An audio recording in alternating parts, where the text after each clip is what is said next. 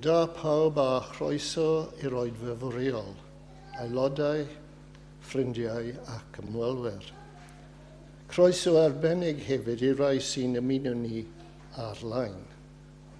Good morning, everyone, and welcome to this morning's service. Members, friends, and visitors, and of course a special welcome to those joining us online. Ein emyn agoriad yw rhif 10, hymn number 10 is our opening hymn. Hwn ydy'r dydd o ras ein Duw, yr amser cymaradwy yw. Brosion I roen, calonau I gyd, i'r hwn fi farw dros y byd. Hymn number 10, our opening hymn.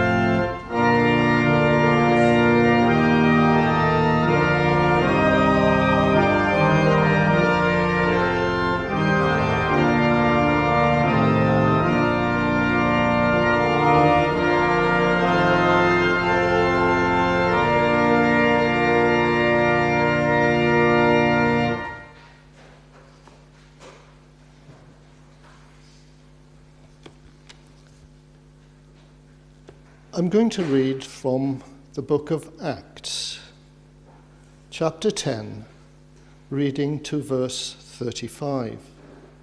I shall be using Bible.net, and you will find these words in the English Bible in the pews on page 1119, 1119. Cornelius is a Roman centurion living in Caesarea, and he is a righteous man, living well and doing good, and his family too, despite being neither Jew nor Christian. He is visited by an angel who tells him to send some men to St. Peter, who is currently living in Joppa. Cornelius yn anfon am Peder. Roedd dyn o'r enw Cornelius yn byw yn Caesarea, oedd yn swyddog milwyrol yn y gatrawd Addoliad. Roedd ei aideulu yn bobl cyfryddol a duwiol. Roedd yn rhoi hael i'r ddewin oedd mewn angen, ac yn ddyn oedd yn gweddio at Dduw yn reolaeth. Un diwrnod, tua 3:00 y pnawn, cafodd weledigaeth. Gweled un o angylion Duw yn dod ato at yn galw arno Cornelius. Roedd Cornelius yn syllu arno mewn darchryn. Beth arglwydd, meddai? Atebodd yr angel, mae dyweddiau a throddion eu tlodion wedi cael ei derbyn fel offrwng gan Dduw. Anfon ddynion i Joppa yn ôl dyn o'r enw Simon Pedr. Mae'n aros yn hi Simon y gweithiwr lledr yn lan y môr. Pan aeth yr angel i ffwrdd, dyma Cornelius yn galw dan o weision a miliwr diwiol oedd yn un o'i wachedwr personol. Dwedodd wrthyn nhw beth oedd wedi digwydd a'i hanfon i Joppa. At the same time, Peter falls into a trance when he had gone onto the rooftop to pray, and a sheet came down from heaven loaded with all types of animals, and Peter is told to kill and eat. But he refuses, as he would not eat things which were unclean. But he is told not to call anything God has provided unclean. Gweledigaeth Pedr. Tua chanol dydd y diwrnod wedyn, pan oedd gweision Cornelius bron a chyrraedd Joppa, roedd Pedr wedi mynd i fyny i ben y to i weddio. Dechreuodd daimlo fod eisiau bwyd. Troedd cinio yn cael y baratoi, cafodd weledigaeth. Gwelodd yn awr yn agor a rhywbeth tebyg i ganfas, math o anafaliad, ymlysgiaid ac adar. A dyna lais yn dweud wrtho, cod, Peter, lladd beth o'i ti sy'n cael eisiau ei fita. Ti ddim o ddiffri ar glwydd, medda Pedr. Dyw eriod wedi bita dim byd sy'n cael ei gyffri aflan neu'n anghywir i fita. Ond medda llais, os ydy Duw wedi dweud fod rhywbeth yn iawn i fita, paid ti a dweud fel arall. Digwyddodd yn union yr un peth dair gwaith. Yn ansydyn, aeth y ganfas yn ôl i fyny i'r awyr. Roedd Pedr yn methu'n lan a deall beth oedd ystyr weledigaeth. Yna, tra oedd yn meddwl am y peth, cyhoeddodd y dynion roedd Cornelius wedi ei hanfon. Dyma nhw sefyll y tu allan i'r gat, a galw i ofyn a oedd Pedr yn aros yna. Yn y cyfamser, tra oedd Pedr yn pendroni am y weledigaeth gafodd, dwedodd yr ysbryd glân wrtho, Simon, mae 3 dyn yma'n edrych amdano ti. Felly dos i lawr atyn nhw. Dos gyda nhw a mai fi sydd wedi hanfon nhw. Paid petrwso. Felly, dyma Pedr yn mynd i law a grisia a dweud wrth y dyn, fi dych chi'n edrych amdano, pam dych chi yma? Atebodd y dynion, ein maestr ni, Cornelius, sy'n swyddodd yn y fyddin sydd wedi hanfon ni yma. Mae yn ddyn da a diwio sy'n cael y barcha fawr gan y wyddon i gyd. Dwedodd angel wrtho am dy wahodd yw di iddo gael clywed beth sy'n geni ti i'w ddweud. Felly, dyma Pedr yn croesawu'r dynion i mewn i'r tŷ i aros dros nos. Pedr yn ni Cornelius. Y diwrnod wedyn, dyma Pedr yn mynd gyda nhw, ac aeth rai o gredinwyr Joppa gyda ei hefyd. Dyma nhw cyrraedd Caesarea, a diwrnod ar ôl hynny, roedd Cornelius yn disgwyl amdanyn nhw, ac yn wedi galw bethnasau a'i ffrindiau draw. Pan ddaeth Pedr i mewn drwy'r drws, Dyma Cornelius yn mynd ato a sathw I lawr o flan fel petai'n ei addoli. Ond dyma Peter yn gwneud iddo godi. Saf dy draed, medda wrtho, dyn cyffredin ydw I fel ti. Roedd Pedr wrth ysgwrsio gyda Cornelius wrth fynd I mewn, a gwelodd fod criw mawr o bobl wedi dod I rando arno. A dyma ddwedodd wrthyn nhw, dych chi'n gwybod fo'n y cyfraith ni ddwy'n ddim yn caniatáu I ni cymysgu gyda phobl o genhedloedd eraill. Ond mae Duw wedi dangos I mi fod gen I ddim hawl I ystyried unrhyw un yn aflan. Felly, pan afonwch chi amdano I, doedd dim dadl am y peth. Des I ar unwaith, gai ofyn felly pan wnaethoch chi anfon amdano I.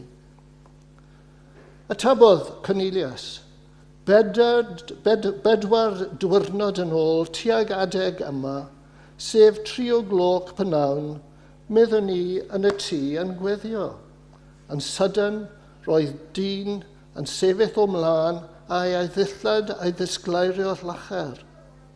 Dywedodd wrtho I Cornelius, mae Duw wedi clywed diweddi a derbyn dyroddion i'r tlodion. Anfon rhywun I Joppa I yn ôl dyn o'r enw Simon Pedr. Mae'n aros yng nghartref Simon gweithwyr lleder sy'n byw ar lan y môr. Felly, dyma fi anfon amdano ti yr unwaith. Dwi'n ddiolchgar I ti am ddod. Felly, dyn ni yma I gyd I rando ar cwbl mae arglwydd ddiw am ti a'i ddweud wrthyn ni. Felly, dyma Pedr yn ddechrau a'i hanerch. Dwi'n deall yn iawn, bellach, y dwediad hwnnw fod Duw ddim yn dangos ffafariaeth. Mae'n derbyn pobl o bob glad sy'n addoli ac a gwneud beth sy'n iawn. I now know, said Peter, I know how true it is that God does not show favoritism. After a discussion with Cornelius, Peter realizes he is already a righteous man and that God doesn't show favoritism between people. May God add his blessing to the reading of his word. Yr ail emyn y bore yma yw 161. 161 is our second hymn.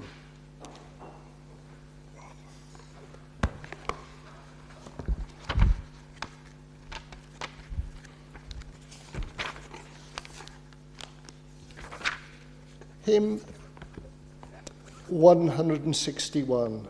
Gras, o'r fath baerydd sain, un clust hyfrydlais yw, gwyna hwn i'r nef that sainio byth ar ddaya holl a gliw.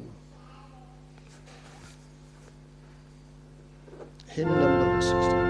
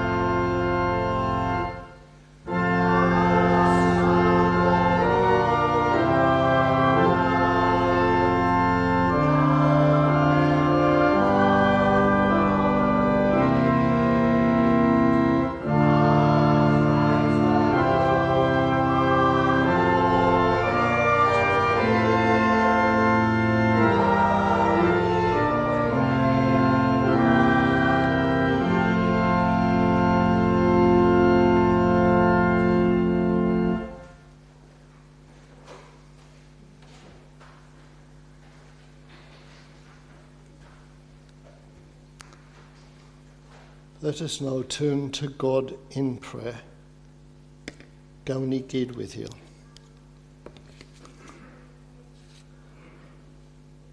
Diolch I ti, ein tad.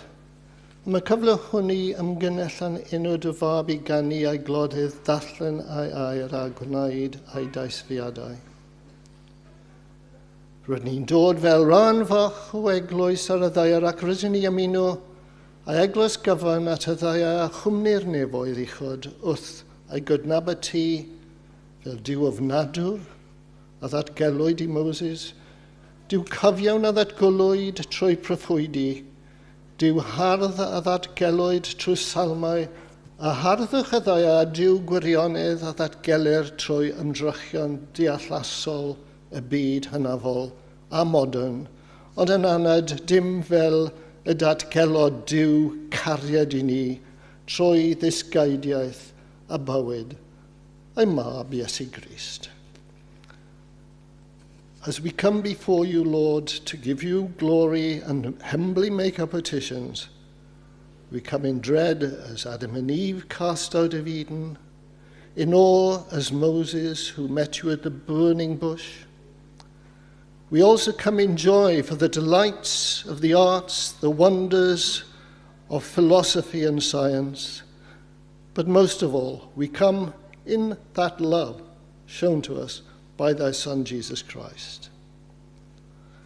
Rydyn ni'n diolch I ti, Dduw, am y holl ymdithion rydyn ni a'i mwynhau a phlysurau y mae bywyd yn ei roi I ni.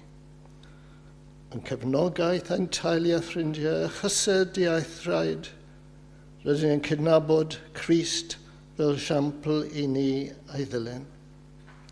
Rydyn ni sylweddoli y cryfder mae Crist yn ei roi I ni yn newid y byd. Rydyn ni'n timlo ei gefnogaeth yn y gwaith a hamdden hefyd. Rydyn ni'n gweld y beth y dydd yn dod pan fydd y ddau yn dod mwy fel y nefoedd. We come thankful for all good things around us, for our family and friends, the comfort of strangers, and our strongest prayer is that earth may be more like heaven, more just, more beautiful, more contented, more stable, more peaceful. Lord, we confess our many faults and ask for thy forgiveness. Rwy'n ni'n cydnabod ein methiant I wneud ewyllus. Rwy'n ni'n cydnabod ein bod yn methu a derbyn ewyllus a bod pawb yn ceisio ewyllus ei hun. Rwy'n ni'n cydnabod nad ydyn wedi bwydio ei ddefaid, a mae'n rhaid I ni I gyd basio ei byw yn aml ar y ochr arall, yn fel arfer ni ddim yn dyweldu yn wyneb estron chwaith. Ni allwn sylweddoli y gallwn gwrdd y ti yn y poen yn y byd. Hefyd, rydyn yn cydnabod nad ydyn ni wedi maddau'r y rai sydd wedi gwneud camweddau bach a ni dy fod I wedi addo maddau popeth I ni ac mae ti yw Duw a fi farw am cymweddau a wnaethom yn ein bwyadau. We acknowledge we have not always been steadfast in acknowledging your importance and not always prepared to carry on your work. We have found it difficult to forgive little things, yet you have promised to forgive us everything.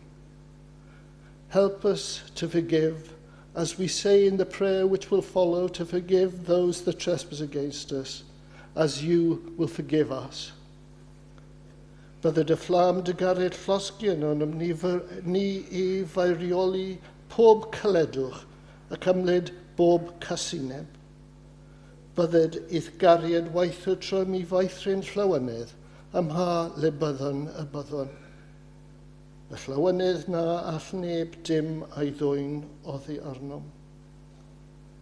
Extinguish hatred and animosity in our hearts that we might renounce all bitterness and display your loving kindness in words and deeds.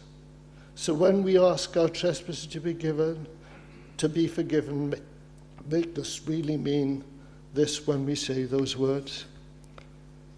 We know that you love us beyond measure, and we recognize in our selfishness we disobey the central commandment to love God and our neighbour as ourselves.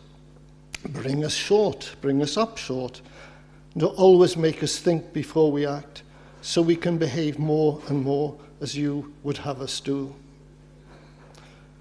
Lord, through your grace, help us develop our emotional intelligence to recognize the pain suffered by both friend, acquaintance, and strangers, and to respond with kindness and care, but without condescension.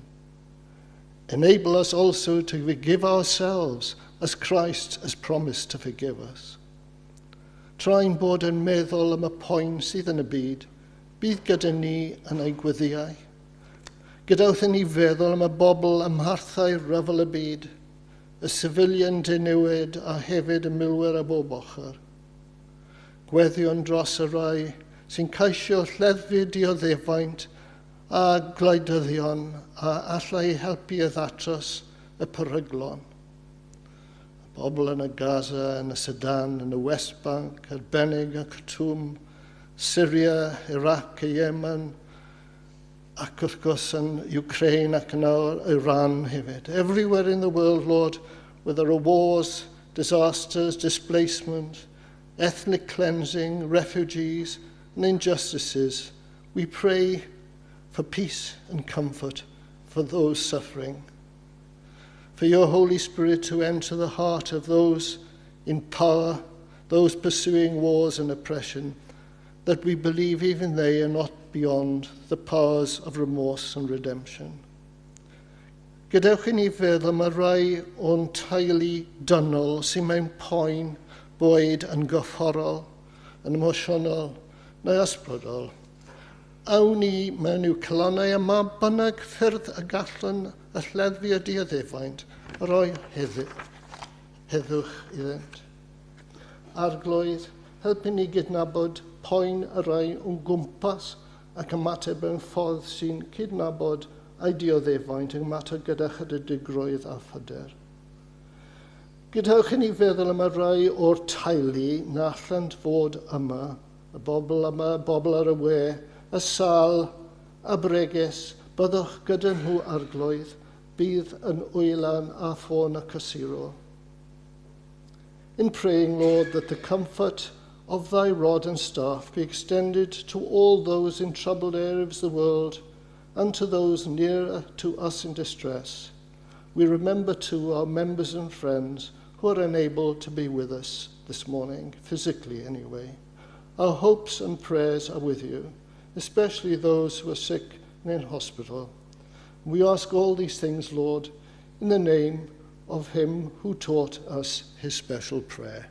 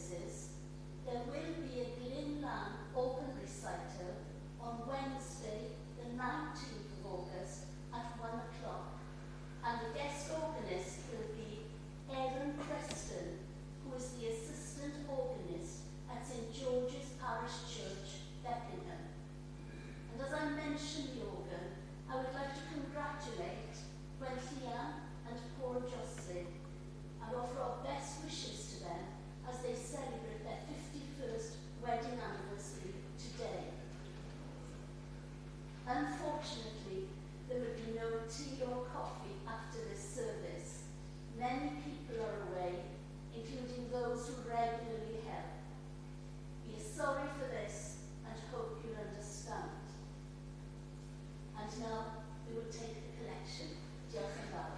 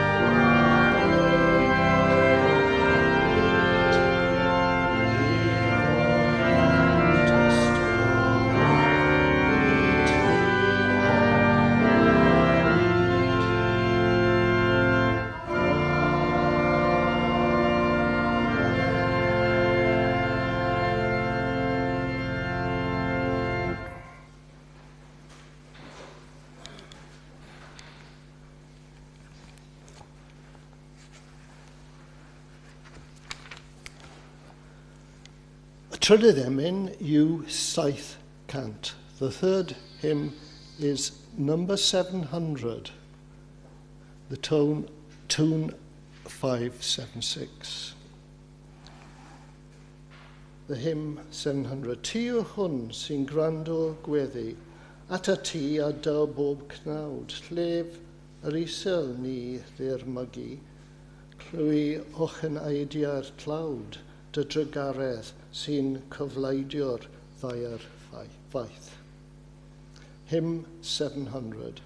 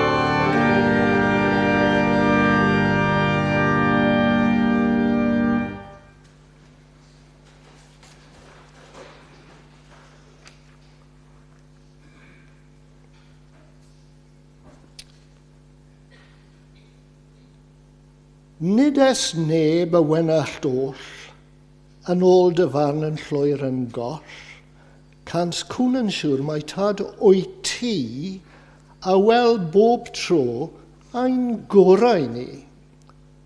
You might be more familiar with the English words.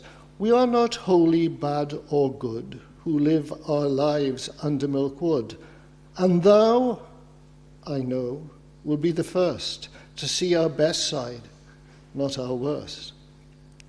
Well, these are part of the prayers of the Reverend Eli Jenkins from Dylan Thomas's play for voices, Under Milk Wood. Now, you might think that I'm introducing this into my sermon because I'm trying to find recruiting people for a production of Under Milk Wood here sometime later. That's one point, but that isn't the real reason. The real reason is that these words reveal a softer theology than that proclaimed by the giants of the Reformation, Luther and Calvin. Luther, if you remember, claimed that everyone was totally depraved by their very nature. And Calvin stressed that those who were saved or damned was determined by God from the beginning of time, and but we had no way of knowing our own particular status. But there were those who argued that God's grace fell on everyone from the beginning, and whilst we all aim for our own good, we have free will to choose, and that God acts like a loving father to guide us to our real good and catch us if we fall and forgive us if we are truly sorry and try to make amends, to love our neighbour as ourselves. Now, whilst in our culture, John Wesley is the chief obvious example of this type of theology, but there have been others in Protestant Calvinistic Dutch church who remonstrated against the Calvinistic doctrine of predestination. Again, many Baptists do not accept that children are any sort of peril should they die before being baptized, because we believe that children come to discretion through time and learn between good and evil then. So wedyn, y themer y bore yma yw gras cyffredinol, y chwilgarwch am y da, a dwylo crysawgar diw. Y themer y bore yma yw gras cyffredinol, y chwilgarwch am y da, a dwylo crysawgar diw. This morning's theme is God's universal grace, the search for the good, and the welcoming hands of God. There are texts, of course, in the Bible implying that God controls everything. And there are others which say that we have the ability to choose and we need to repent. Is there any way of reconciling these two possible differences? The Enlightenment polymath philosopher Erasmus used a father and son analogy to show how human effort and divine grace operate together to reconcile those two biblical claims that seem irreconcilable, that God controls everything, but we have free will. Gyfynnodd ni dychmygu plentyn bach yn sefyll agosau ansicr eithel. Mae gan I plentyn hwn awydd I gerdded. Mae yn gyrraedd ochr draw yr ystafell. Mae'n cymryd cam cyntaf, simsan, ac yn dythrau sythro. Ond ar draws yr ystafell, mae tad cariadus yn sefyll. Wrth weld ymdrach I plentyn, nid yw'r tad yn troi ffwrdd. Mae'n ynestyn o'i ddwylo cynonogi ac yn sefydlogi plentyn ac yn arwain ei lwybr. This beautiful analogy from Erasmus captures the essence of divine grace. It is not an overwhelming coercive force that crushes human free will. Instead, like a loving parent watching a toddler's fragile first steps, grace meets us in our weakness to encourage us and steady our faltering efforts. Dyma ddarllen o ras dwyfol. Heddiw rydyn ni yn aml yn byw mewn byd rhanedig lle mae pobl yn tynnu llinellau llym rhwng pwy sy I mewn y gorlen a pwy sy allan. Maybe in our own families are torn where children find the Christian narrative implausible, but the moral message of care and concern, even for the unknown, often compelling. Dywedir wrthym mae dim ond y rai sy'n dal I gairfa ddiwynyddol, gywir y mae gras yn perthyn. Ond mae y fengil yn dweud stori llawer yn ehangach. Heddi, rydyn ni'n edrych a pam y gall pawb, dwi'n dweud unwaith eto, pawb, waith beth fo'n tredoddiad cryfyddol, gan cynnwys ein cymdogion nad ydynt yn Cristnogion. Symud ymlaen yn ysbrydol trwy ras diw, os ydynt yn ddiafaint yn caisio da. As our Bible references will confirm, God's grace falls on everyone. God's law is written on all our hearts, and God shows no favoritism between race or sect. So, mae 3 points I gyda fi y bore yma. Point 1, y goleuni sy'n tynnu a bob person. This is the first point of my sermon, that God's light shines on everyone. God's grace falls on everyone. I ddeall sut mae Duw yn gweithio tu allan y ffiniau gweledol yr Eglwys, rhaid I ni edrych y gychwyn cyntaf y Fengil Ioan. If we look in John's Gospel, the first chapter, verse 9, hwn oedd y gŵr y laeni, yr hwn sydd y golau bob dyn sydd yn y dyfod i'r byd. The light, the true light, shines on everyone, bob dyn, a menyw hefyd, wrth gwrs, menywod hefyd. Sylwch ar y gyffredinol roedd absolute gairiau Ioan. Nid yw'n dweud bod y goleuni yn tywynnu yn unig am y rai dewisol, neu yn unig y rai a fedyddwyd. Mae golau bob dyn.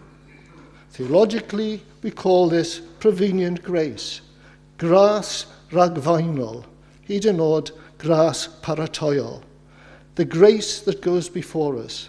It is the divine love that fills the universe, acting as a quiet, persistent whisper in every human heart. Long before a person ever picks up a piece of scripture or enters a sacred space, the true light of God is already illuminating their soul, inspiring a profound pull towards love, beauty, truth, goodness, and justice. Chwech y fersiwn elfed, tyrd olai mewn emyn John Henry Newman. Olai ni mwyn trwy tywyllwch llain o'r lle o arwain fi. Mae nos yn ddi a minnau ymhell o dre o arwain fi.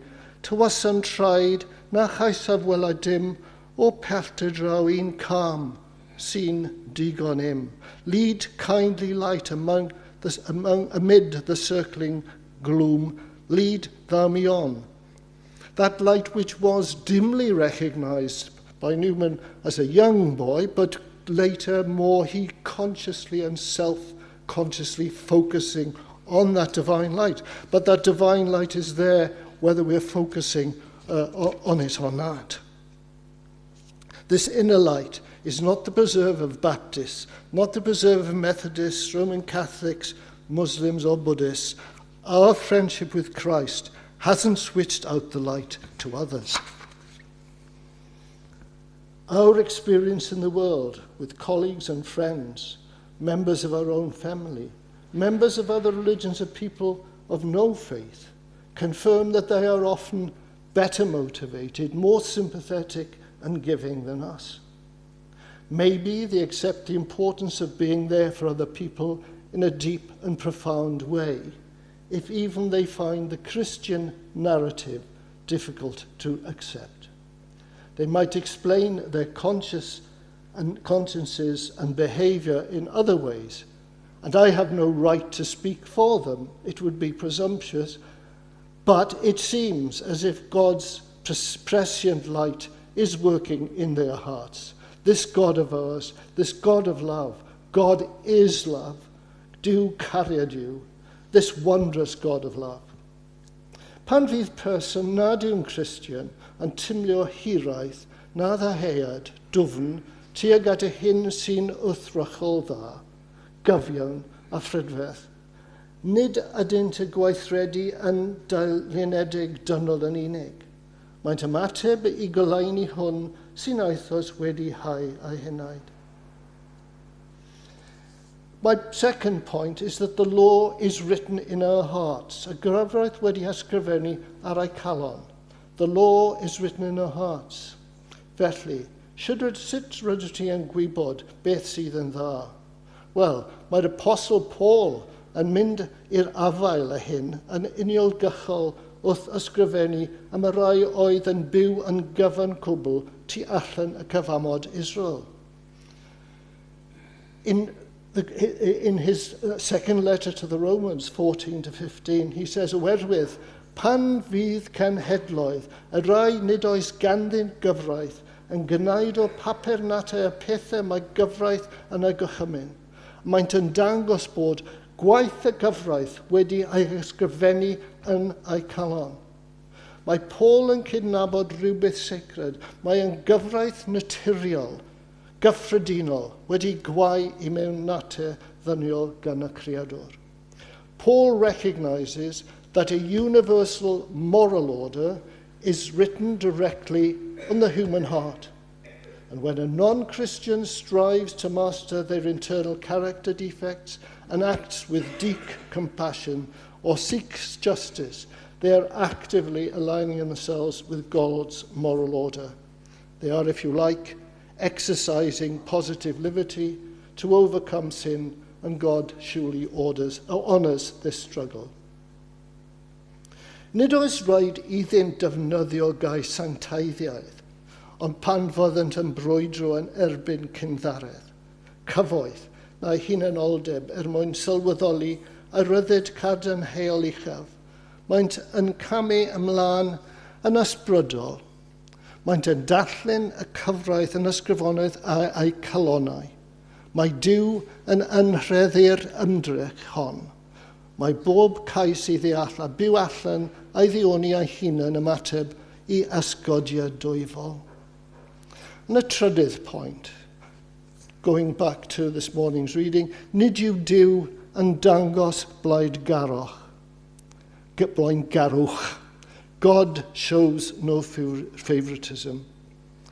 Rydyn yn gweld y gwirionydd hwn yn dod yn fwy yn y llyfr yr actau, trwy stori canwyriad Rufeinig o'r enw Cornelius, wrth gwrs.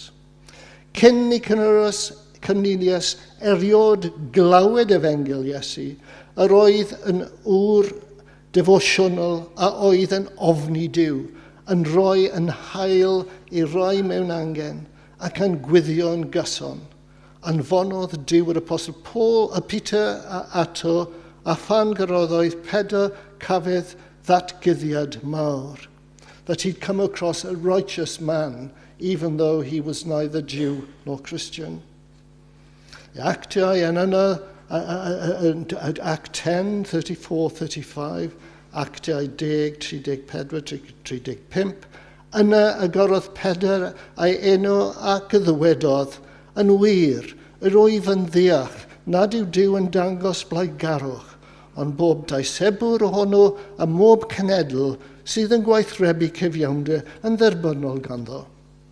God did not wait for Cornelius to become Christian before accepting his prayer and his righteousness. This text rather shatters the idea that spiritual progress belongs to a select group.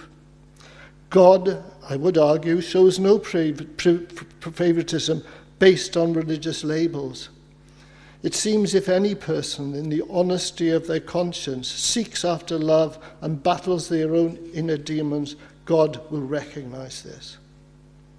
The inference, of course, as Christians, is that we should look to our laurels. Does our behavior shine? Does it pass muster?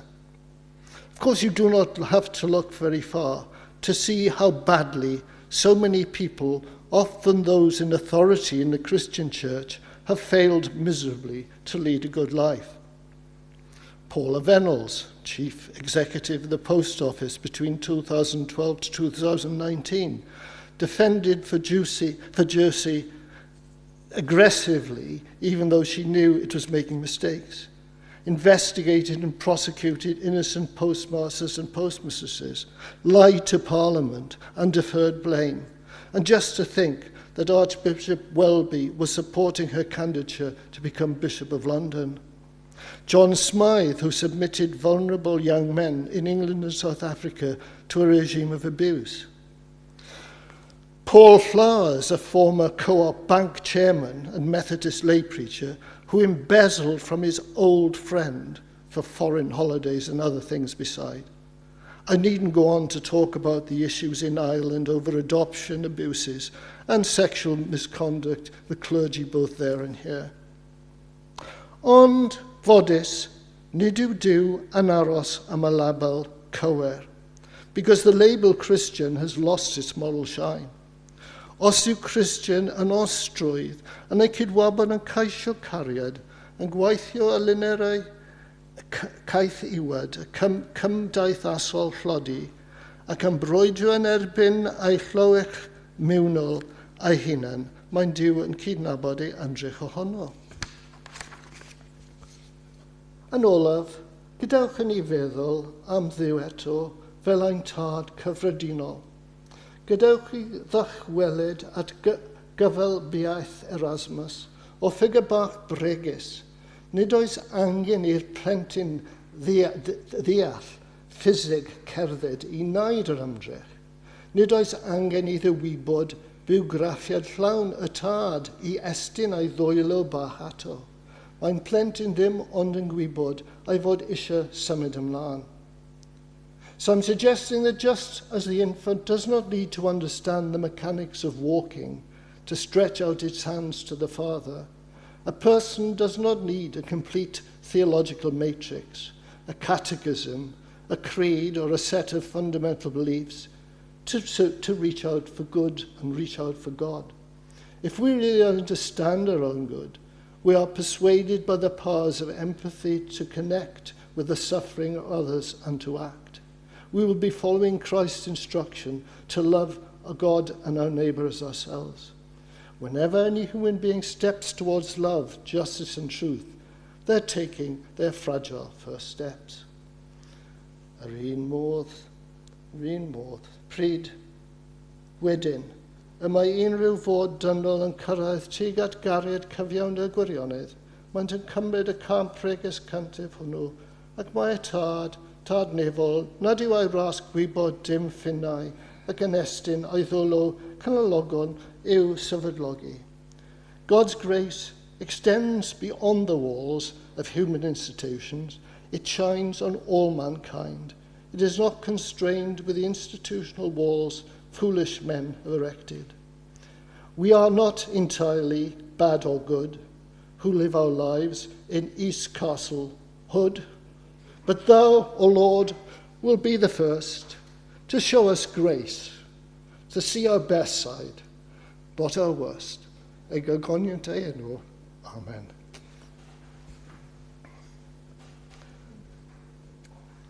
Ein emyn olaf yw rhif 206.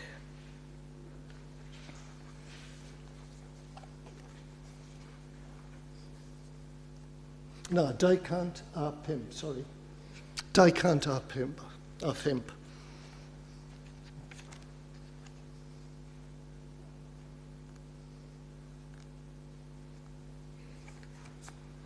Dyma gariad fel y moroedd, tostyriaethu fel y llu, tywysog bywyd pyr yn marw i brynu bywyd ni. Pwy all baidio a chofio amdano? Pwy all baidio a thraethu glod? Dyma gariad, nad yn angof, tra bon nefoedd wen yn bod.